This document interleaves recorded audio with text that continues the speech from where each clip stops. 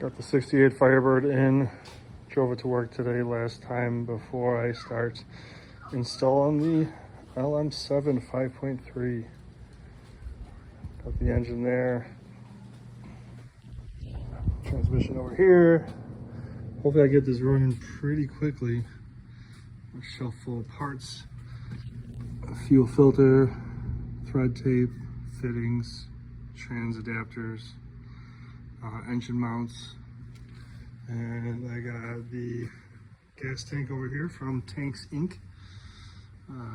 Pretty comparable to the Holly drop-in unit, but hopefully we'll get a good start on it tonight.